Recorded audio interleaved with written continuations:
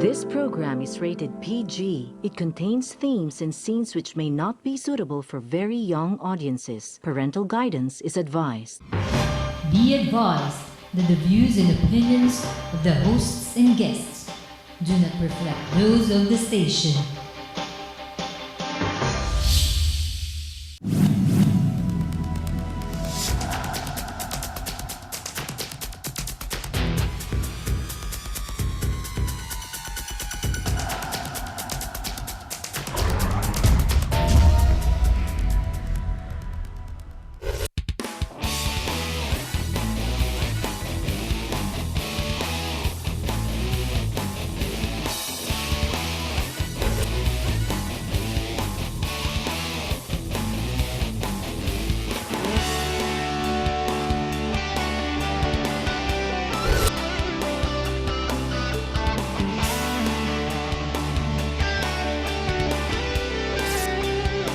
You are what you watch. Hello, my name is Harry Tambuatco. Welcome to our program. Today's topic is going to be, well, the title is Politics and Social Media. What exactly do we know? Politics we know. We're very good at that. Considering we have a very vibrant democracy or a very freewheeling society, so much so that rule of law takes second place. This is our politics today. Now let's look at social media. Thanks to Aldab, their success, even Grace Poe, and even Duterte. If you imagine, these people never really had traditional media behind them, and yet they become so popular, even the headlines went backwards. They went towards them and started featuring them, rather than traditional advertising that promotes certain people, brands, topic shows, whatever. It's the other way around. But what do we know about social media? Let's see. Facebook. Hello, hi, hello. This is what I've done. This is what I'm eating today. Look at the picture. Selfie. Wow, take a picture of yourself. Selflessness. Either way, even Twitter. Twitter has become so popular in the country with just a number of words, 15, 16 words, and you're allowed to just tweet and to say whatever you wish with the hashtag, which is basically what they call the subject title. Now, what is interesting is the Filipinos, with 100 million people, that's estimated, close to 40% today are now engaged in social media. But what is even more interesting is the young are the ones that are really into it. My children, for example, asked to remove the television in their rooms. Ano ba nangyari? How did that happen? Well, because today they can do a lot more things on the digital machine called the computer or the laptop. They can do mostly anything on demand. I remember having to listen to the radio and having to listen to what are the new songs of the Beatles and whatnot. And I had to buy the records, the 45s, and soon after the tapes and the discs. Today, we hardly find any music stores that sell anything. Everything is on this digital world. But what do we understand that to be? Many a politician, believe me, don't really understand it, but know and admit the power, the influence, the authority, the popularity. An awareness towards digital media is not enough. There is a need to understand exactly what it is, what it does. Many a research, a survey has determined that the Filipinos, we have become very much into social media, so much so we are now in the 60-70% when it comes to a lot of communication with it. You have the OFWs. We have 11 million people abroad working, bringing in some 30 billion US dollars every year. And what do? Why use PLDT and pay thousands and thousands of pesos when on digital media, you basically see yourself for free as you talk to each other? Ang galing! Now, many companies have started to use this. This is called e-marketing, e-commerce, digital marketing. Ang daming pong pangalan yan eh. Pero ang tawag po niyan, puro marketing, marketing, marketing. Eh kung hindi ka marketing, then there's what you call PR. The ability to promote perception, the ability to create public opinion, the ability to control it, as well as create an awareness, if not even conflict. Now, this is exactly strategic social media or strategic digital marketing. But how far can it go, and is it here to stay? Will it even change our elections? The answer is definitely yes. to help me talk about this issue, para po naintindihan natin lahat kung anong nangyayari dito sa social media, digital marketing, ang tawag po sa iba niyang computer-computer.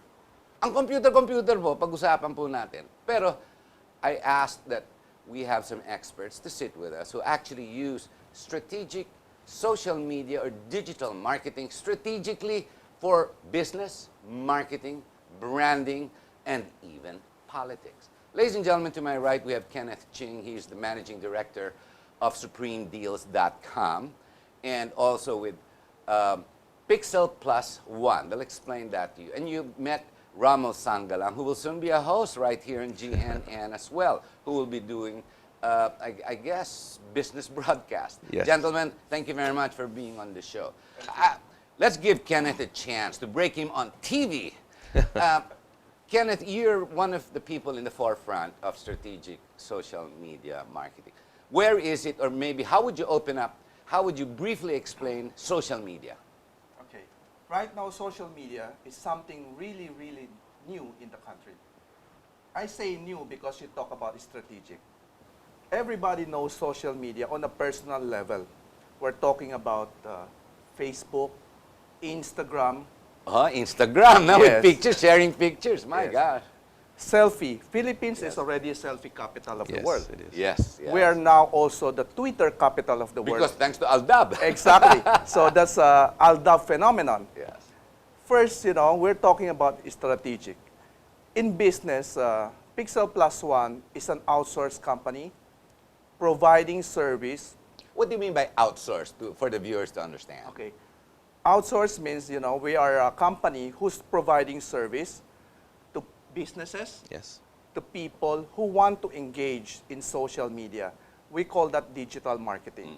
Digital marketing, comparing our digital marketing in the Philippines or in our Asian neighbor, and most especially to United States or UK, we're maybe 5 years behind. Having said that, we are catching up really fast. Filipinos are really into social media right now. You know what confuses, I'm sure, our viewers?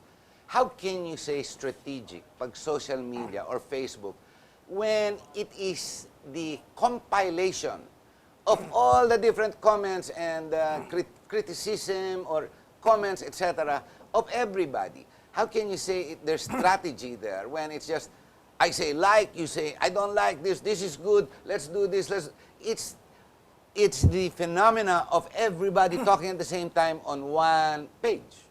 Okay, so you do social media, like what you're saying, Harry, is that's on a personal level. Yeah. Like you post something. When you go to a restaurant, You like the food. you take the picture of the food, Oo nga eh. then you post it, then you have your friends and family like it and share it, or you want to be like, parang nasa loob kayo ng isang mundo. Whether you're far from each other, people from America, from UK. You're side by side. You're just side by side because when you post things, it's real time. In the old days, when I was young, we used to pray. Now, every time there's a nice plate that comes on, everybody takes a picture and then sends it. Ano nangyayari sa pagdadasal? Di ba? Exactly. That's the thing. Of course, that's the change right now. So people now, before they eat, they don't pray, but they take pictures. So It's true. But that's the truth. So right now, what we're doing in Pixel Plus One is that we are providing professional social media services. Like, for example, I know some people will be confused about personal and social media. When we engage with business and we would engage with the marketing of the business, this is a professional setup. We don't just post anything there. We post something that are relevant, that are consistent with the branding. Relevant, consistent with brands, yes. Yes. We want to promote, we want to help promote the product, utilizing what people now are engaged. So public opinion, you're generating public opinion. Yes, we're creating a buzz too, and we are now Yes. spreading the word through social media or digital marketing. Because right now, what we're doing right now, this is television. We're doing before in the province, there's a lot of AM radio. That's how we reach. This is tri-media. Yes, yes. Now we have digital now, it's cyber. So now social media, we can utilize this tool to effectively campaign a brand, a product, because our topic is politics, we can also like mention something. Politicians are also brand. It's true. If we're gonna promote them, they have to promote them like a brand. So now it's very timely. Your topic's very timely, Harry, because it's like campaign season is around the corner. So I'm sure this is a presidential campaign in the Philippines. So there's a lot of things. Politicians are preparing for the campaign. So what you're saying is, if the politicians today do not engage in social media, all will be lost. Yes, I think they're missing out something, which is very important right now. Because if you will, I will provide you some statistics right now. The voters list right now, we are like maybe around 32 to 34%, if my statistics is correct. The voters are between 18 to 25 years That's old. correct. Okay, so that's around that the numbers. So there's a huge number of voters right now are more engaged in social media than in television. Ganun ang mga anak ko eh. And they're already above 21. Yeah. Tama. Yeah. I just wanted to say, too, from his statistics. Now, I, fortunately or unfortunately, voted for Obama the first time around. And I'll tell you why. That's okay. There's no war. Well, But that's politics. Let's go back to social media. back to politics is Okay. because social media allows me to understand more than a newspaper. I have to admit, I still like newspapers, but it is a dead dinosaur. When I was voting, I used the media in both Facebook and YouTube to understand the competition. And you know who I didn't like? Sarah Palin. I couldn't believe she was a heartbeat away from being president, and that's why I chose to vote the other way. These are things, crisis management, branding, all these things come together when it comes time to vote.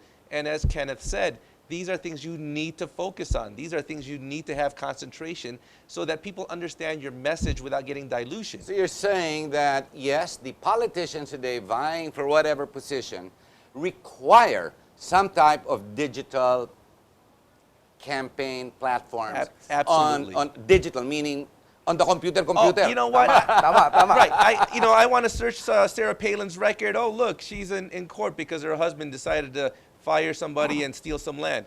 This is quick, 2 minutes. Now, if she had it smart, she would have wiped that from the digital world. Kenneth is smart in the sense that he's telling you, look, not only can I add messages to your digital world, we can do crisis management and remove messages from digital So world. it's a PR strategy as well. Yes, exactly. That's what PR does. You control, contain, and elaborate what your good points are. And very strategic, Harry. Importante that what we want to deliver to the audience should be delivered. So we need medium to deliver. Yes. We need medium, and social media is a good medium because, as you mentioned, I asked that earlier. Social media is you, me, and everyone in this room and outside, and everyone's part of it. How do you become part of that when it is the composition of a community talking together? How do you inject yourself into that conversation everyone's talking about? okay, first, It's hard, huh? I mean, social media, to me, to people who engage. I go to Facebook and I comment, I like, I dislike, I give my points of views. But so do about 5,000 other people. Di ba? Parang ganun eh. tama, I think your observation is accurate. Importante kasi that when you engage in social media, you have to be real-time and available. Because social media or web means engagement. People want to engage you and you have to respond to it. Because pag tinignan natin yung politika right now, the people wanted to project themselves, or the campaign, candidates. the Yeah, the candidates wanted to campaign having like the Matuwid or whatever. Pero the whole meaning is that you want it to be clear. You want them to see you clearly. So by saying that, you don't want to hide something from them. You want to open yourself up to them. Yung mga botante kasi they're very demanding right now. Of course. They want to demand that you answer Questions. questions. When you have, kunwari, meron kang issue, they want you to answer the issue. They don't want you to be skirting the issue. But when you have a chance to deliver your message to them, and social media in this digital campaign, in this digital time, is going to be very effective if you use it properly. What you're saying, Harry, a while ago, is if improperly utilized, It can go crazy. it can go crazy. Can go against you. Exactly. Magiging kabawasan yan eh. Kakulangan eh. It can go against you. That's where the word strategic comes Yes. in. And- So controlled. Controlled, and your content. We're not saying that you will lie in social media because nowadays, lying is a thing of the past. We have Google. Yeah. If you want to see something, you just Google. You have Correct. LinkedIn. Yes. You have all these social media tools to say, if you want to check someone's record, Yep. you can just go to On the the website. spot. Yep. On the spot. Okay, we're going to have to take a short break. Ladies and gentlemen, before we go on this first break, I was once asked a question which I thought first very silly, but even right when it hit me, I looked at the person and I started to doubt myself. The question goes like this. How come when you go on Google, di ba may space doon, you ask a question, how come somebody answers it right away? A, the person said, is it possible that on the other side of the computer, there's someone there listening to what you're saying? I said, not likely. B, ang dami naman nila. Kasi there's so many of us asking questions, there must be so many of them behind Google. 3, the answer, integration, implementation. Either way, today's Google, the mastermind of what you call the compiled library, which is what we call the digital world. Ang tawag po niyan, the know-it-all, Mr. Google. Hindi mo na kailangan sabahin know-it-all. I am Mr. Google, so to speak. When we come back, we will talk about how this is done. We already figured out the relevance. We've already figured out the popularity and the awareness of the Filipino. Now let's go to the strategic side. How is it done? Where is it done? And is there a person behind the other computer waiting for you to ask the question, to answer that question? I know, no? Silly, no? Pero kailangan sabihin natin yan kasi maraming hindi nakakaintindihan ng computer eh. May computer nga, may laptop nga, bago pa. Pero yung sekretary gumagamit kasi siya nagdi-dictate pa rin at gusto minamakinary at tapos ginagawa pa ng edit. Alam niyo po, it is 2015. What I don't understand is not the computers, not the digital world, but why there is still war. We'll be right back.